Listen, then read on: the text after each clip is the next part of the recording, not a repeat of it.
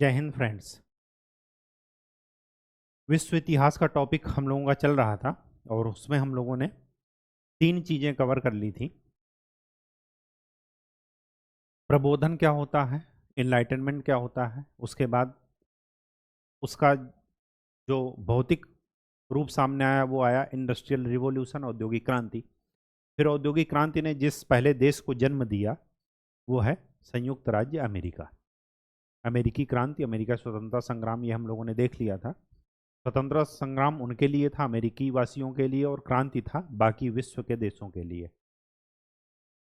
इसके बाद जो हमारा टॉपिक था वो ये था कि उस राइजिंग अमेरिका को जो सामना करना पड़ा वो गृह युद्ध का सामना करना पड़ा। तो अमेरिकी गृह युद्ध भी हमने देख लिया, और उसके बाद जो उभर कर अमेरिका सामने आया वो आज का अमेरिका है जो हम देख रहे हैं। इसके बाद का जो हमारा टॉपिक है आज, जिस टॉपिक पर हम लोग बात करेंगे वो है फ्रांस की क्रांति। बहुत ही इंटरेस्टिंग टॉपिक, और इसके जो क्वेश्चन आएंगे वो हमेशा ट्विस्टेड आएंगे। ट्विस्टेड का मतलब कहेगा कुछ और, समझना कुछ और है। तो क्वेश्चंस को समझना और लिखना, ये दोनों अगर समझ गए कि क्या पूछ रहा है, इस ये शब्दों में कौन सी भावनाएं छुपी हैं, तब आप लिख लेंगे। तो इसके क्वेश्चन थोड़ा ट्विस्टेड रहेंगे, लोकोक्ति और मुहावरे के रूप में रहेंगे। ठीक, तो चलिए स्टार्ट करते हैं फ्रांस की क्रांति। आज हम लोग दो टॉपिक पर बात करेंगे। ये जो टॉपिक होंगे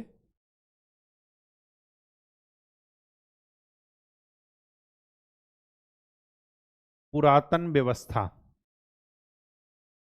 या प्राचीन व्यवस्था, और दूसरा हम पढ़ेंगे कि फ्रांस की क्रांति के कारण।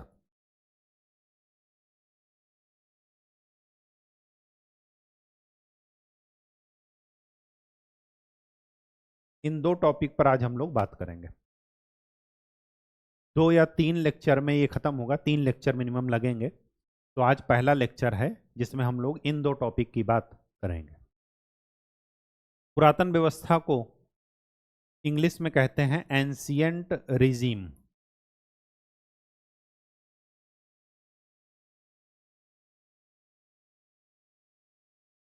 ठीक, देखिए पुरातन व्यवस्था है क्या। पुरातन व्यवस्था वो व्यवस्था है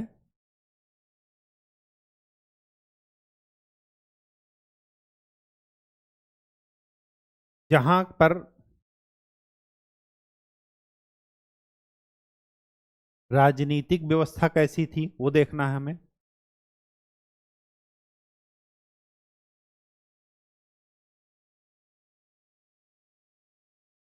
आर्थिक व्यवस्था कैसी थी वो देखना है, और सामाजिक व्यवस्था कैसी थी वो देखना है।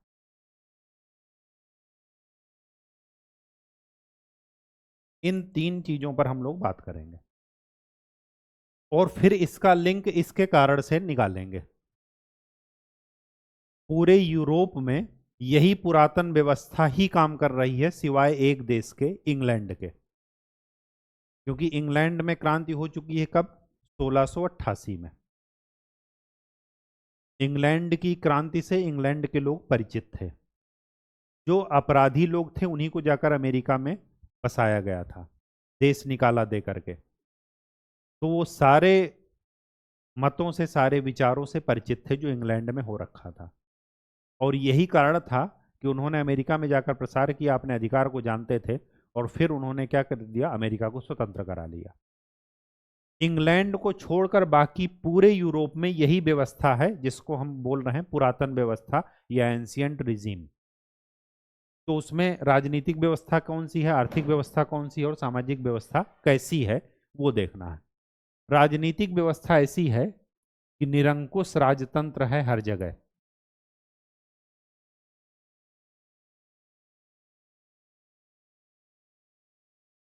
और ये राजतंत्र निरंकुश के अलावा वंशानुगत भी है,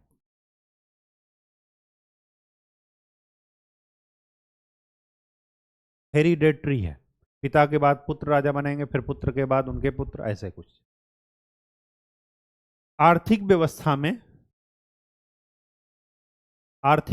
में औद्योगिक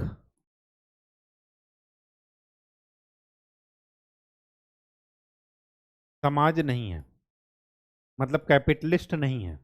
कौन कौन है? जमींदार, भूस्वामी, फ्यूडल लॉर्ड्स, ये सब है।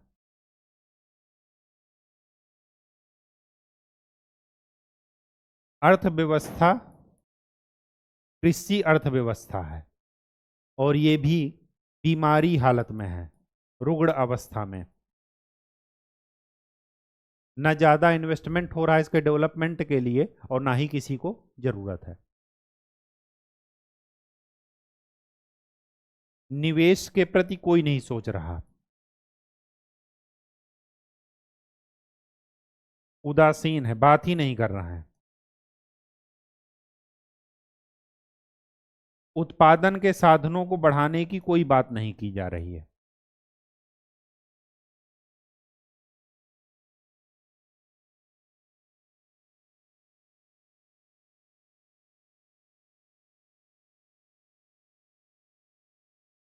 कोई बात नहीं की जा रही। ये आर्थिक उस समय व्यवस्था है। और तो और, जो कर दे रहा है वो मध्यम वर्ग, मिडिल क्लास और लोअर क्लास है।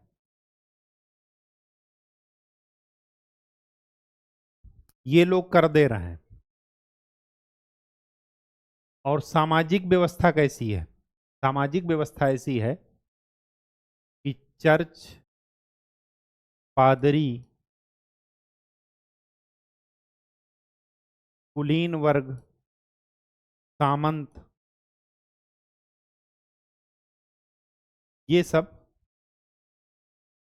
इनका बोलबाला है।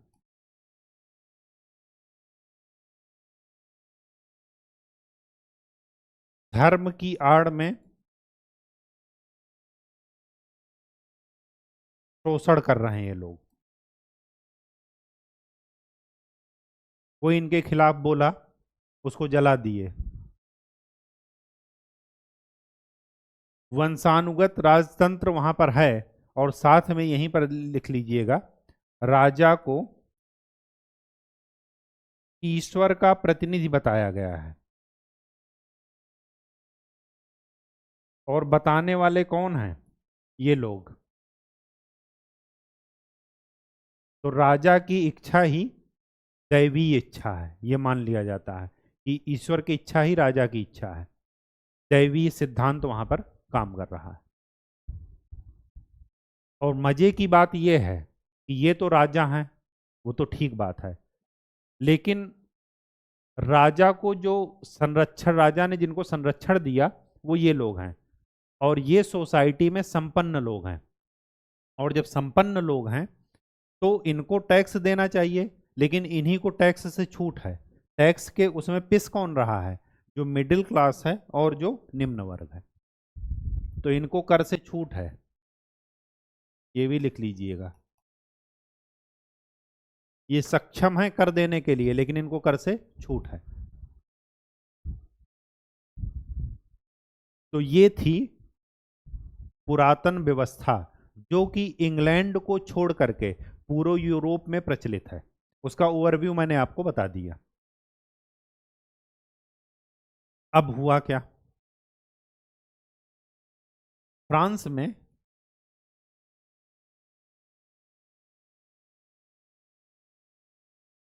जो इस क्रांति के कारण हैं, वो 4 कारणों की पड़ताल हम लोग करेंगे।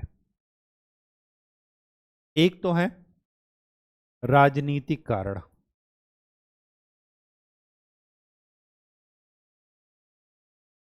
दूसरा आर्थिक कारण,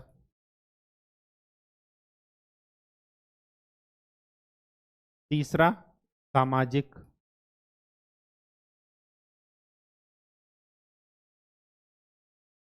और चौथा बौद्धिक वर्ग या विचारकों की भूमिका। इन्होंने भी क्रांति में बड़ी भूमिका निभाई। इन चार परिप्रेक्ष्य में हम फ्रांस की पूरी क्रांति देखेंगे। इसको समझने के लिए आपको पुरातन व्यवस्था का ओवरव्यू पूरा पता होना चाहिए कि पुरातन व्यवस्था में क्या क्या था, और जो था वही फ्रांस में भी था, और वही सबसे बड़ा दोष था जिसने क्रांति को क्या किया, प्रेरित किया।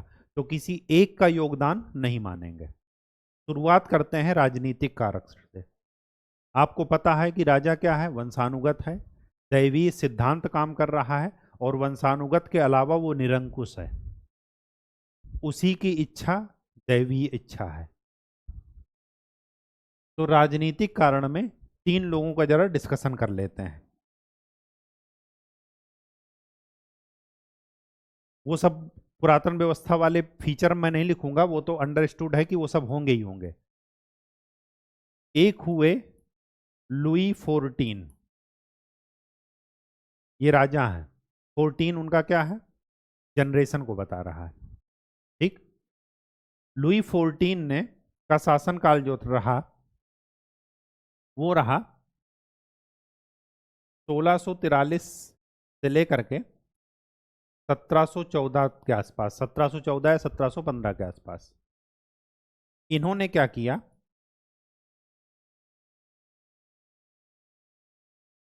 सैन्य शक्ति के आधार पर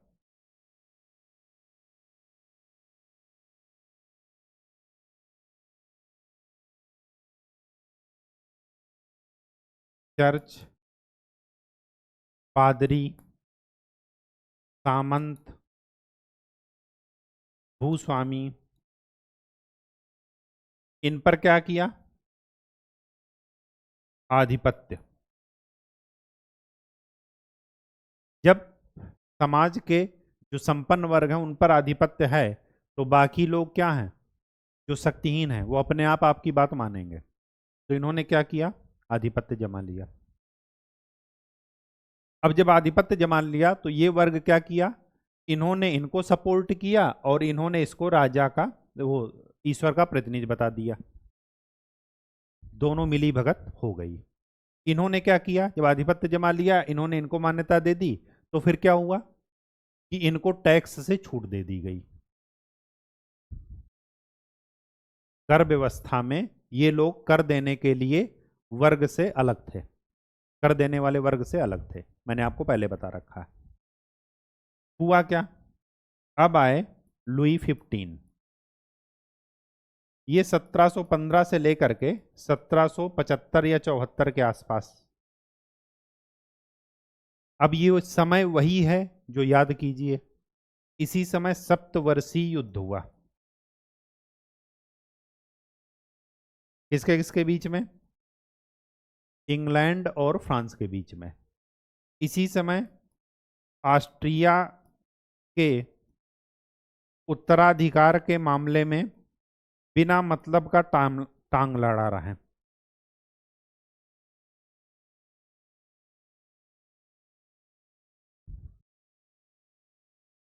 इसी समय फ्रांस एंड इंग्लैंड के बीच में उपनिवेशवाद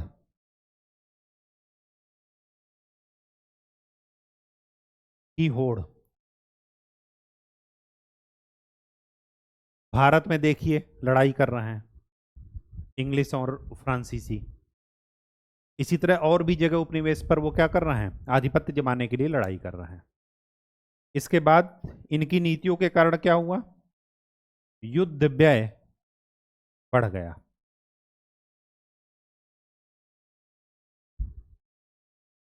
और तो और युद्ध व्यय तो बढ़ा, साथ में इनकी जो विलासिता पूर्ण जीवन था उसकी जरा झलक देख लेते हैं। युद्ध व्यय तो बढ़ा ही बढ़ा है, इन्होंने वर्साय का महल बनवाया, भोग विलास का इससे अच्छा नमूना आपको नहीं मिलेगा 17वीं 18वीं शताब्दी में। 20,000 लोग की व्यवस्था थी, जिसमें से 18,000 केवल सेवक थे। सोचिए, उस 20,000 के लिए मतलब एक के लिए एक, ऐसा रेशियो था। ऐसा कहीं होता है? आप रेस्टोरेंट में जाइए और अगर 10 लोग हैं आप, तो 10 वेटर आपको सर्व करें, तो आपको क्या होगा? खुशी होगी या राजा वाली भाव आपके मन में आएगा कि लगेगा कहाँ जो है आ गए? काश कोई पैर दबा देता, कोई हाथ दबा देता, कोई सर पर मालिश कर देता, ये सब फीलिंग आएंगी। वैसे ही यहाँ पर है। वर्साय का महल, ये विलासितापूर्ण की एकदम चरम सीमा है। तो इसको क्या कहेंगे कि इनके अंदर दिमाग है राजा वाला या नहीं? राजा वाला दिमाग नहीं है। समझ ही नहीं पा रहे हैं कि क्या हो रहा है। और उसका एक ही कारण है कि ये वंशानुगत हैं। इनको जबरदस्ती उस वंश में पैदा हो गए हैं, तो इनको जबरदस्ती राजा बनना ही बनना है, ये अपना अधिकार समझ रहे हैं। उस हिसाब का इनका टैलेंट है, इससे इनको मतलब नहीं है। न लोगों को मतलब है कि उस हिसाब से इनके पास टैलेंट है कि नहीं। क्यों? क्योंकि दोनों लोगों ने पहले ही गठजोड़ बना रखा है। जो प्रथम वर्ग था, चर्च पादरी और ये सब धर्म के नाम पर शोषण शुरू कर दिए, राजा को दैवीय प्रतिनिधि बता दिए, राजा की इच्छा ही दैवी इच्छा का सिद्धांत थोप दिए। तो ये सब क्या है कि इनके पास राजा का लक्षण नहीं है, लेकिन ये गद्दी पर बैठे हैं। अब जब ये सब चीजें होंगी, आप राजकोष से धन खर्च कर रहे हैं और वहां पर धन के आगमन का विचार नहीं है, तो इसका क्या मतलब है कि एक दिन वो खजाना खाली होगा। और जब खजाना खाली होगा, तो मैंने आपको बताया है कि अगर आप आर्थिक रूप से कमजोर हैं, तो आप राजनीतिक रूप से भी कमजोर होंगे और सामाजिक रूप से भी कमजोर हो जाएंगे। Polity is guardian of economy. केंद्र और सरकारें आज उनके सबसे बड़ा क्या है? टैक्स वो लेते हैं। टैक्स के बाद ही हम लोगों को इतनी सुविधाएं दे रहे हैं। तो टैक्स इकोनॉमी उनकी क्या है? रीढ़ है। अगर टैक्स ही नहीं रहेगा तो सरकार किस काम की? पैसा ही नहीं रहेगा तो सरकार किस काम की? तो वैसे ही यहाँ पर है कि एक तो इनकी नीतियों के कारण दूसरे के उसमें उलझे रहे ये, और दूसरी बात अपनी नीतियों के कारण विलासितापूर्ण जीवन। समझ ही नहीं पा रहे हैं कि क्या हो रहा है इनके राज्य में। और उनसे भी बढ़कर हुए लुईस 16, ये 1775 से 1792। इनका हाल देखिए। इनकी जो रानी है,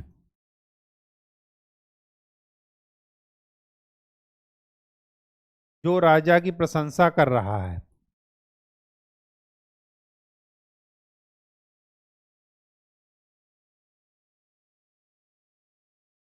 उसको ज्यादा महत्व दे रही, उसको पनीर भी खिला रही हैं, शरबत भी पिला रही हैं, वर्साय के महल में भेज रही हैं कि जाओ एक बार विलासितापूर्ण जीवन देख करके आओ कि क्या होता है वहां पर, जन्नत की सैर करके आओ।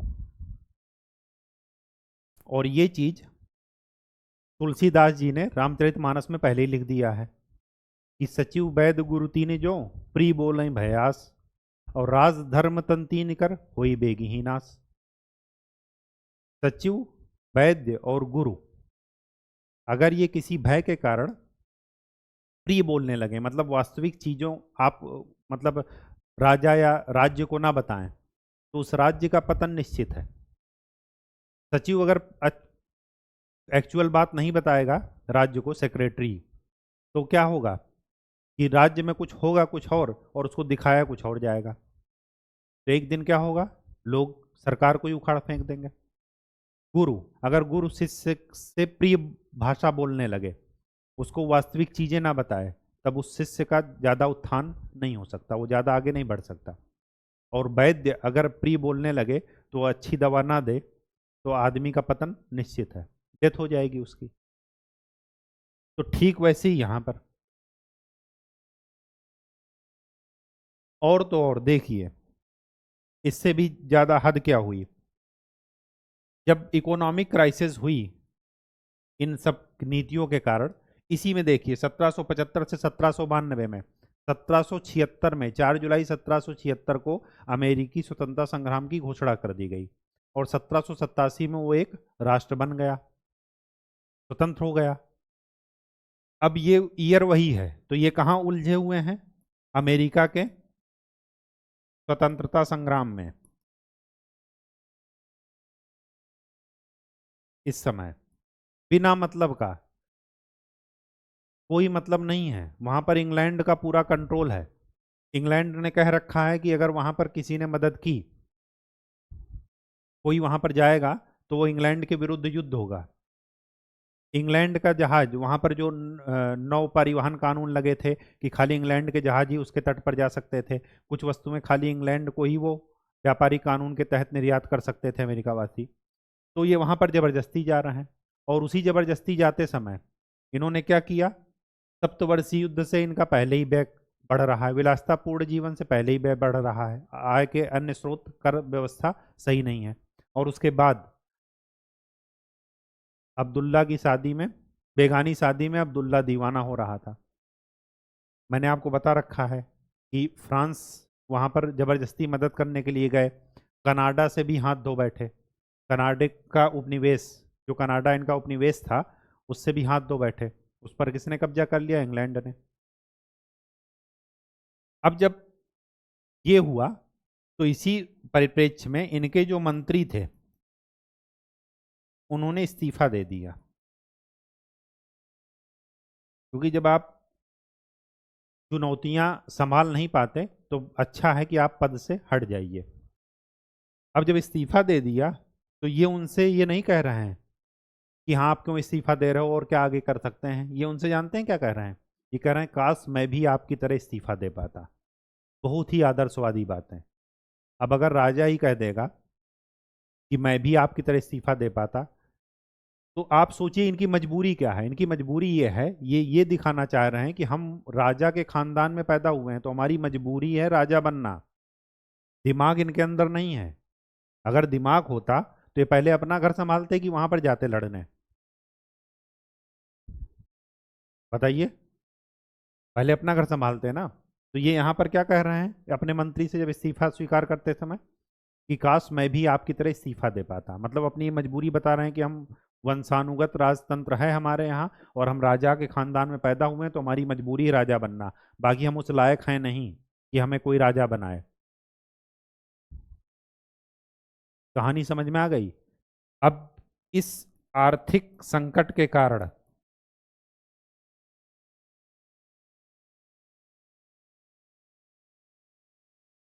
इस आर्थिक संकट के कारण क्या हुआ?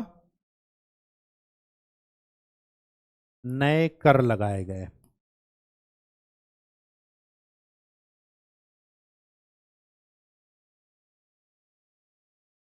और मैंने आपको सोशल स्ट्रक्चर, इकोनॉमिकल स्ट्रक्चर पहले ही बता रखा है। तो राजनीतिक में क्या हुआ कि ये है राजनीतिक व्यवस्था जो कि दैवीय सिद्धांत, निरंकुश राजतंत्र और वंशानुगत राजतंत्र पर काम कर रही है। इतना ज्यादा युद्ध जान ही नहीं पा रहे हैं, राजा वाली कोई सोच इनके अंदर नहीं है। और संभाल किसको रहे हैं? एक पूरे देश को, यूरोप की एक शक्ति को। ठीक। अब चलते हैं सामाजिक व्यवस्था, जो सामाजिक कारण है वो देखते हैं। यहां तक समझ लिए कि युद्ध व्यय बढ़ा और फिर नए कर लगाने की जरूरत पड़ी। सामाजिक कारण जरा देख लेते हैं। सामाजिक कारण की जड़ में सामाजिक व्यवस्था पहले देखते हैं। फ्रांस में 3 वर्ग थे, 3 क्लास थे। फर्स्ट में आ रहे थे चर्च और पादरी।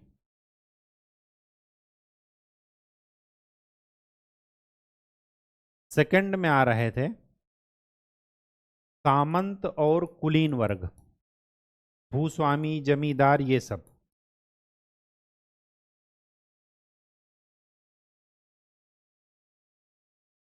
और थर्ड में आ रहे थे मिडिल क्लास, निम्न वर्ग, और सामान्य जन।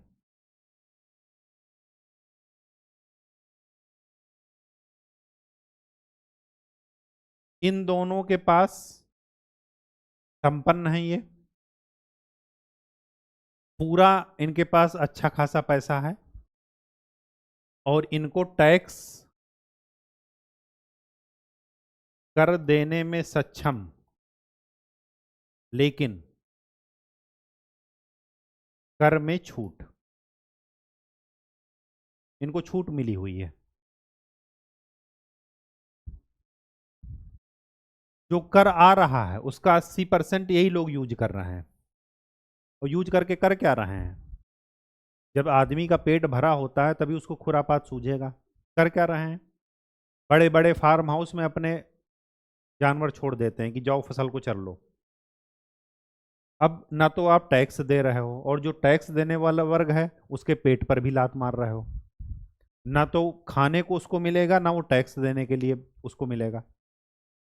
और क्या कर रहे हैं? अपने पक्षी, वो पक्षी पाल रहे हैं, पक्षी छोड़ दे रहे हैं कि जाओ खेत में खड़ी फसल में जाकर के दाना चुगाओ।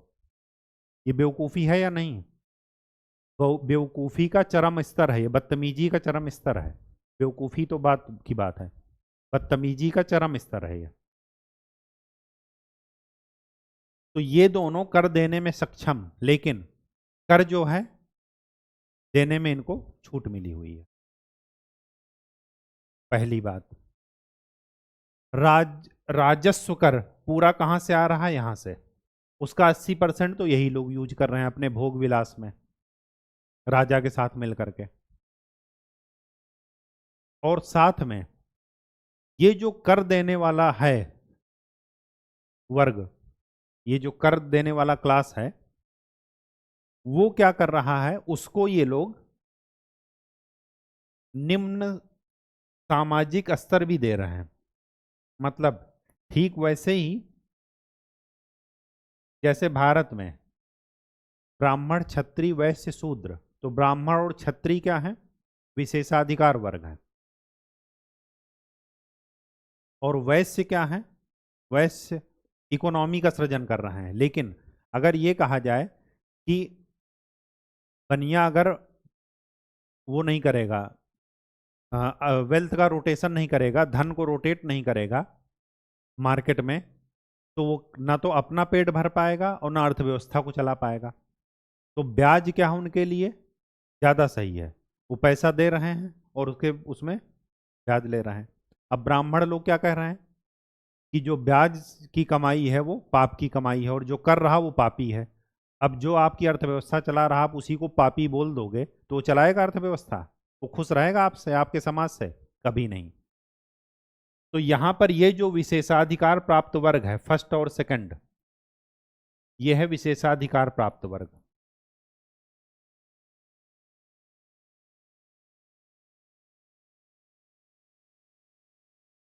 और ये जो थर्ड वाला है ये है विशेषाधिकारहीन वर्ग। इसी को एक सिंपल भाषा में बोलते हैं, इनको बोलते हैं हैव्स और इनको बोलते हैं हैव नॉट। मतलब इनके पास विशेषाधिकार हैं और इनके पास विशेषाधिकार नहीं है। इनको समाज में उच्च स्तर प्राप्त है और इनको समाज में निम्न स्तर। तो असमानता है। टैक्स भी यही दे रहे हैं, मेहनत भी यही कर रहे हैं, और इनको जब समाज में सम्मान नहीं मिलेगा तो ये सम्मान के लिए लड़ाई करेंगे कि नहीं करेंगे? करेंगे। तो ये जो क्रांति हुई थी ये स्वतंत्रता के लिए नहीं हुई थी, किसी देश का कंट्रोल यहां पर नहीं था, अपने ही लोग थे। और उन्हीं से वो क्या कर रहे थे? स्वतंत्रता की बजाय समानता की बात कर रहे हैं। ये कह रहे हैं जब हमारे पास ये विशेषाधिकार नहीं है, न मतदान देने का अधिकार है, न राज्य की नीतियों में निर्णय लेने का अधिकार है, न टैक्स पर, हाँ मतलब टैक्स बढ़ाया जाए कितना बढ़ाया जाए इस पर इनका कोई डिसीजन नहीं, और टैक्स ये दे रहे हैं, पूरी अर्थव्यवस्था को ये चला रहे हैं। और उसके बाद इनको विशेषाधिकार इनको प्राप्त है और उस विशेषाधिकार प्राप्त वर्ग इनको हीन समझ रहा है। तो ये क्या करेंगे? स्वतंत्रता के लिए लड़ रहे हैं या समानता के लिए? समानता के लिए। तो यहां पर क्या करेंगे सामाजिक कारण में कि दो वर्गों के बीच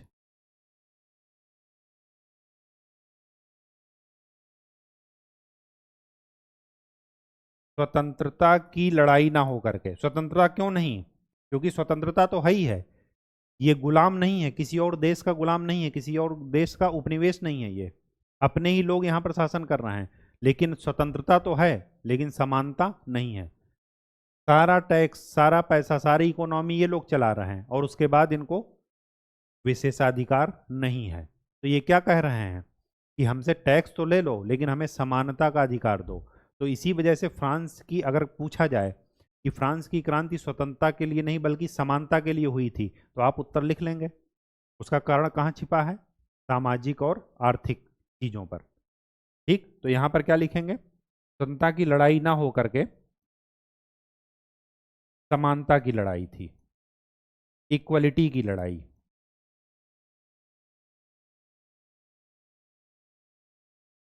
तो सामाजिक स्ट्रक्चर ऐसा था कि लोग क्या किए, जब उन पर टैक्स लगाया गया तो फिर थर्ड वाले ने, मध्य वर्ग, मैंने बताया है कि हमेशा अगुआ की बात करेगा, अगुआ रहेगा, क्रांति का अग्रणी जो नेता है वो मध्य वर्ग रहेगा, बाकी लोग उसके पीछे रहेंगे। और इन्होंने क्या किया कि ये जो थर्ड वाला है, ये बाकी 1 और 2 को अपने अपोज में लेकर के उनके विरुद्ध क्या कर दिया? क्रांति कर दिया, और इनसे कहा कि हमें बराबरी का अधिकार दीजिए। तो ये देंगे कि नहीं देंगे? जो समझदार होगा वो दे देगा, और लेकिन समझदारी समय पर आती नहीं है, तो ये क्या करेंगे? अपोज करेंगे। किसके साथ मिल करके? राजा के साथ मिल करके। और राजा के पास पहले ही दिमाग नहीं है, ये हमने पहले ही देख लिया है। तो राजा डर करके क्या करेगा? इनको सपोर्ट कर देगा। तो जो समझदार होंगे वो भाग जाएंगे देश छोड़ करके, और जो समझदार नहीं हुए वो वहां पर इनके द्वारा हिंसा का शिकार हो जाएंगे, जला दिए जाएंगे। जैसे पहले इन्होंने धर्म के नाम पर चीजें अमानवीय कृत्य किया, वैसे ही ये भीड़ करेगी। बात समझ में आ गई? तो सामाजिक कारण ये था। सोसाइटी में, समाज में 2 वर्ग थे, विशेषाधिकार प्राप्त वर्ग और विशेषाधिकारहीन वर्ग। उन्हीं में के बीच में समानता की लड़ाई थी, ये सामाजिक कारण। अब देखते हैं आर्थिक कारण। आर्थिक कारण इन दोनों का निचोड़ है। सप्तवर्षीय युद्ध,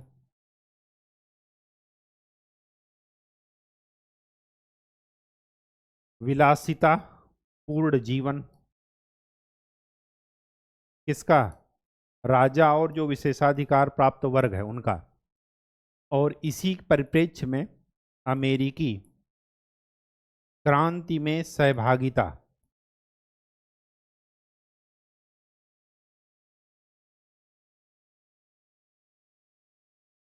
इसी परिप्रेक्ष्य में 2 चीजें हो गई।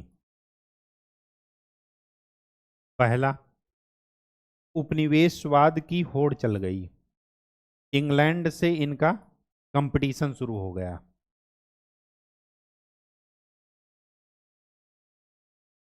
और साथ में इनकी जो कर प्रणाली थी उसमें क्या दोष था वो देखते हैं। ये 2 घटनाएं हो गई। कर प्रणाली का दोष ये है, देखिए कर प्रणाली हमेशा 2 तरीके से काम करती है। पहला, एक तो इनकम के हिसाब से आप एक्सपेंडिचर कीजिए, ये पहला तरीका है, अभी से आपको बताए दे रहे हैं। इकोनॉमी और उसका मिक्सचर है ये।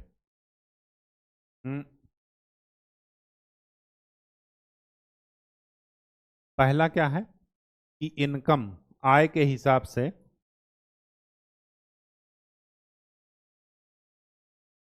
व्यय। अगर हमारे पास 100 रुपए वेतन मिल रहा है और 100 रुपए की हमारी औकात है, तो हम 110 नहीं खर्च करेंगे।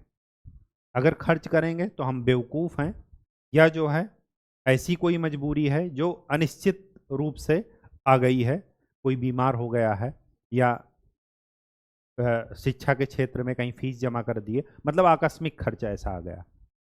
लेकिन अगर कंटिन्यू मैं व्यय कर रहा हूं तो बेवकूफ़ हूं। ठीक, तो एक तो हुआ इनकम के हिसाब से खर्च, इसको बोलते हैं प्रगामी सोच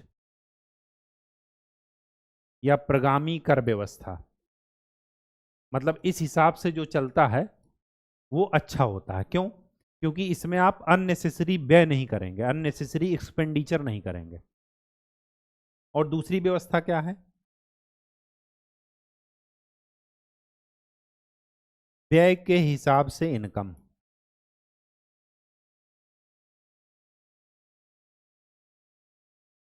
ये प्रतिगामी व्यवस्था है।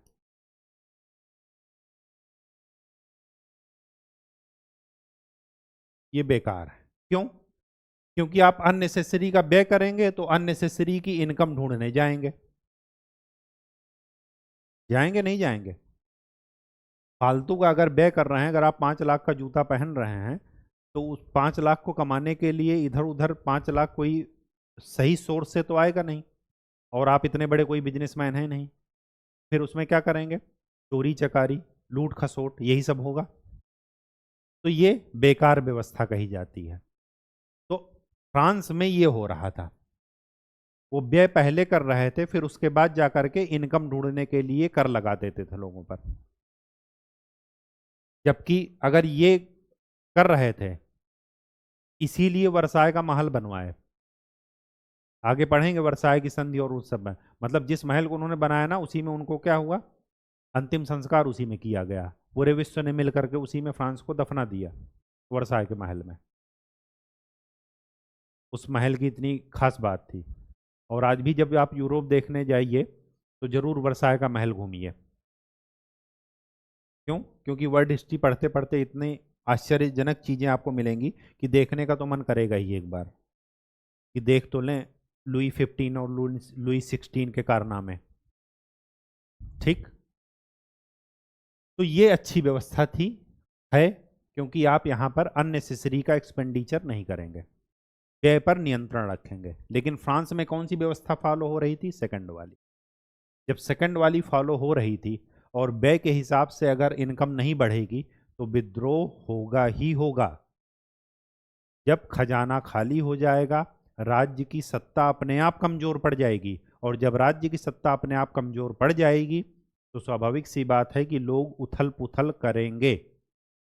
अगर पुलिस को, राज्य का खजाना खाली हो गया, सैनिकों को, पुलिस को, सेना को वेतन नहीं मिला, तो विद्रोह करेंगे। वो आम जनता के साथ शामिल होकर के सरकार का तख्ता पलट करेंगे ही करेंगे। क्यों? क्योंकि राज्य की जो पॉलिटी की जो रीढ़ है वो क्या है? इकोनॉमी। और इकोनॉमी की जो गार्जियन है वो कौन है? पॉलिटी। तो आर्थिक कारणों में ये सारी बातें हो करके, और कर प्रणाली में दोष में क्या है? व्यय के अनुसार आय वाला सिस्टम लागू हो रहा है। इन सब का परिणाम ये हुआ कि राजस्व या खजाना खाली।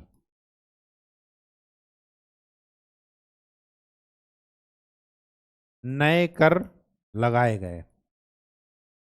अब नए कर भी लगा रहे हो और खेतों में पशु और पक्षी को अपने भेजे दे रहे हो कि जाओ फ्री का माल है, खा करके आओ। कोई कुछ नहीं बोलेगा। तो कोई कब तक कुछ नहीं बोलेगा? जब इंसान के पास खोने के लिए कुछ ना हो तो उसको हथियार उठाने में टाइम नहीं लगता। जब कुछ खोने को है ही नहीं, नक्सलवाद ये सब इसी वजह से शुरू हुए कि जब उनको ये लगा कि जल जंगल जमीन पर अधिकार हो रहा है, हमारे अधिकारों की बात ही नहीं हो रही है, तो जब ऐसे ही मरना है तो क्यों ना शहीद हो करके मरे, क्यों ना ऐसे जो है अपने जल जंगल जमीन की रक्षा के लिए मरे। और इसी से शुरुआत हुई क्या? नक्सलवाद की। अगर भूमि सुधार कानून ठीक ठाक लागू होता तो नक्सलवाद की कोई उपज ही नहीं होती, नक्सलवाद पैदा नहीं होता। और आज भी अगर नक्सलवाद को ख़त्म करना है तो जमींदारी, भूमि सुधार ये आपको अच्छे से लागू करने पड़ेंगे, जमींदारी उन्मूलन लागू करना पड़ेगा। तो वही चीज़ यहाँ पर है। अब नई कर व्यवस्था लगाए तो लोगों ने क्या कर दिया? विद्रोह कर दिया। और विद्रोह करके क्या कर दिया? क्रांति शुरू कर दी। ठीक। लास्ट पॉइंट, बौद्धिक वर्ग की भूमिका।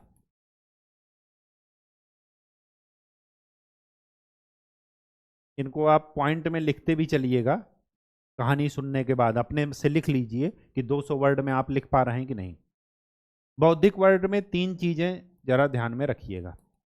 देखिए, अगर मैं आपसे ये कहूं, सपोज मैंने एक इनिशिएटिव लिया है कि मुझे पढ़ाना है। अब 2 कारण है इस पढ़ाने के। 2 कारण कैसे हैं कि अगर मैं ये कहूं कि अगर मैं फ्री में नहीं पढ़ाऊंगा तो वर्ल्ड हिस्ट्री आप नहीं पढ़ पाएंगे। क्या ऐसा संभव है? मैं नहीं पढ़ाऊंगा, कोई और पढ़ाएगा। आज नहीं पढ़ाएगा, 4 साल बाद पढ़ाएगा। पढ़ाएगा नहीं पढ़ाएगा?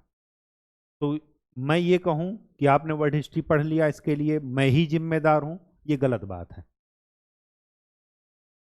हाँ, हमारा योगदान है, तो हमेशा याद में रखिएगा, दुनिया किसी चीज की वजह से नहीं रुकती।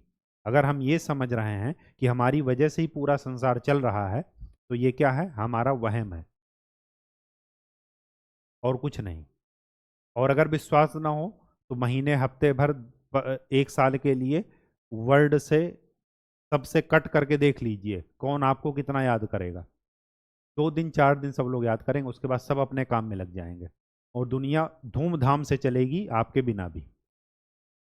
तो ठीक वैसे ही अगर आपसे ये पूछा जाए कि अगर ये बौद्धिक वर्ग ना होता है या ये विचारक ना होता तो क्रांति नहीं होती, क्या औद्योगिक क्रांति ना होती तो अमेरिका आजाद ना होता, ये कहना गलत है। औद्योगिक क्रांति की वजह से वो जल्दी आजाद हो गया, इनलाइटनमेंट की वजह से वो जल्दी आजाद हो गया, क्योंकि उसने जल्दी से उस चीज बात को पकड़ लिया, कैच कर लिया, उसके फायदे नफा नुकसान वो जल्दी से कैलकुलेट कर लिया। जो देर से कैलकुलेट कर पाया वो देर से आजाद हुआ, उसमें क्या दिक्कत है? लेकिन ये कहा जाए कि इसी की वजह से ये चीज हुई, कभी नहीं। बैकग्राउंड में सारी चीजें चलती हैं। तो अगर आपसे कहा जाए कि अगर ये विचारक ना होते तो फ्रांस की क्रांति ना होती, ये कहना सही है गलत? गलत। और ऐसे एक विचारक हैं रूसो। रूसो के बारे में कहा जाता है कि रूसो ना होता तो फ्रांस की क्रांति ना होती। एक एक वर्ग तो ये कह रहा है, दूसरा वर्ग क्या कह रहा है कि रूसो अगर पालने में भी मर गया होता तब भी फ्रांस की क्रांति होती। और दूसरे वर्ग से हम ज्यादा सहमत हैं। क्यों? मैंने आपको बता दिया, एग्जाम्पल दे दिया कि एक व्यक्ति की वजह से दुनिया नहीं चल रही है, उसके होने या ना होने से किसी को कोई फर्क नहीं पड़ेगा। अगर पड़ेगा तो 2-4 दिन पड़ेगा, बस, इसके अलावा कुछ नहीं। और नहीं, आप अपने बीच में देख लीजिए, जिनको आपने छोड़ा, जिनसे आप दूर हुए, उनकी ज़िंदगी कैसी चल रही है और आपकी ज़िंदगी कैसी चल रही है।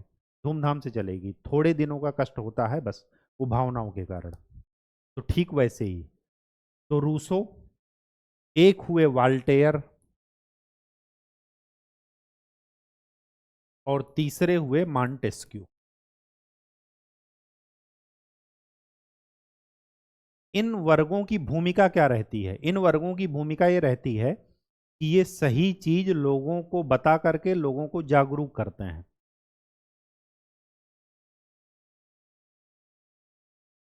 रूसो ने क्या कहा?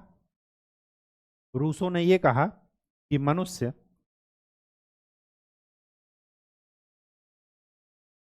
स्वतंत्र पैदा हुआ, लेकिन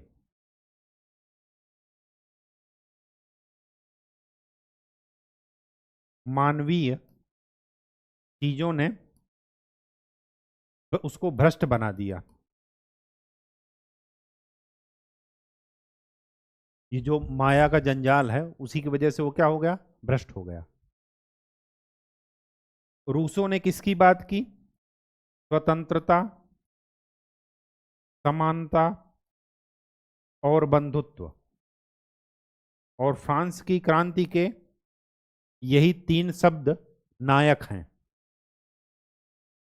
फ्रांस की क्रांति स्वतंत्रता के लिए तो, मतलब औपनिवेशिक स्वतंत्रता के लिए नहीं लड़ी गई, लड़ी गई समानता के लिए। स्वतंत्रता इस वजह से कहा, वर्ड लिखा गया कि जब मनुष्य स्वतंत्र पैदा हुआ, चर्च और धर्म और राजा और देवता का कोई योगदान नहीं है उसके पैदा होने में, तो फिर वो परतंत्र कैसे हो गया? मनुष्य स्वतंत्र पैदा हुआ लेकिन परतंत्रता की बेड़ियों से सर्वत्र जकड़ा हुआ है। ये स्टेटमेंट किसका है? रूसो का। तो परतंत्रता की जो जड़ें हैं वो कौन लाया? धर्म। क्यों? क्योंकि धर्म के नाम पर इन्होंने इतना अत्याचार किए। दैवी सिद्धांत बताए कि राजा ईश्वर का प्रतिनिधि है, जबकि ईश्वर के पास तो दिमाग है, राजा के पास दिमाग क्यों नहीं जब उसका प्रतिनिधि है? तो ईश्वर कभी ये सप्तवर्षीय युद्ध और इनमें सब में लड़ता? कभी ना लड़ता। तो यही सब चीजें इन विचारकों ने जनता को जागरूक करने के लिए बताया। तो ये वर्ग क्या करते हैं? हमेशा जनता को जागरूक करते हैं। थिंकर क्या करते हैं? जनता को सोच और सही आईना दिखाएंगे। ये कभी भी नेतृत्वकर्ता में मुश्किल ही है कि नेतृत्व करें उतना इनके पास, क्योंकि ये सभी को समझा नहीं सकते। जो इनकी बातों को समझेगा वो आम जन नहीं होगा, वो शिक्षित वर्ग होगा। फिर शिक्षित वर्ग क्या करेगा? आम जन को समझाएगा अपनी भाषा में। वाल्टेयर ने क्या कहा? हर बदनाम चीज को बदल डालो। ये वाल्टेयर का स्टेटमेंट है। और बदनाम चीज कौन सी थी?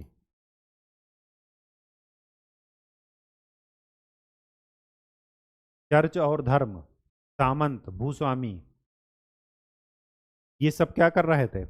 एक तो समानता का अधिकार नहीं दे रहे थे, और दूसरी बात विलासतापूर्ण जीवन, धर्म के नाम पर शोषण, ये सब कर रहे थे। मॉन्टेस्क्यू का आपको बताया है, शक्ति के पृथक्करण का सिद्धांत मॉन्टेस्क्यू ने दिया। तो कुल मिलाकर ये हुआ कि ये जो विचारक थे, खास करके रूसो, ये सारे विचारकों की भूमिका क्या थी? जागरूक करना जनता को, और शोषण के तरीकों को बताना जनता को कि इस तरीके से धर्म की आड़ में आपका शोषण हो रहा है। और उसके बाद इनकी बात को समझ करके जो नेतृत्व करेगा वो कौन करेगा? मध्य वर्ग हमेशा। और इस मध्य वर्ग के नेतृत्व के कारण फ्रांस में क्या हो जाती है? क्रांति। तो किसी एक का योगदान नहीं रहेगा, हमेशा सभी का मिला जुला योगदान रहेगा। तो जब आपको फ्रांस के क्रांति के कारण लिखने को आए तो लिख लेंगे। दो क्वेश्चन और बनते हैं। एक तो ये कि फ्रांस की लड़ाई क्रांति स्वतंत्रता के लिए नहीं बल्कि समानता के लिए लड़ी गई थी, बिल्कुल सही। कैसे लिखना है? सामाजिक और आर्थिक कारणों से। अगर कहा जाए कि रूसो पालने पर भी मर गया होता तो फ्रांस की क्रांति होती, इसका ये मतलब है कि फ्रांस की क्रांति में बौद्धिक वर्ग या विचारकों की भूमिका के बारे में आपको लिखना है। तो ये लिख लेंगे। ठीक, कुछ स्टेटमेंट दे दीजिएगा, और इस तरीके से ये वाला टॉपिक हमारा खत्म होता है। नेक्स्ट लेक्चर में हम लोग फ्रांस की क्रांति के चरण पढ़ेंगे। जैसे अमेरिकी की क्रांति में 3 चरण थे, वैसे ही यहाँ पर भी 3 चरण होंगे। मिनिमम 3 चरण तो होंगे ही, 3 से ज़्यादा भी हो सकते हैं। और फिर अगले लेक्चर में हम लोग नेपोलियन के बारे में बात करते हुए फ्रांस की क्रांति का अंत कर देंगे। तो तब तक के लिए खूब अच्छे से पढ़ाई कीजिए, विगत वर्षों के प्रश्न पत्र जरूर देखते रहिए, और साथ में रिवीजन कीजिए चीज़ों। रिवीजन के लिए कोई क्राइटेरिया नहीं, आज नहीं तो कल वाला हिसाब मत कीजिएगा। नया पढ़ें या ना पढ़ें, लेकिन रिवीजन जरूर करें। धन्यवाद।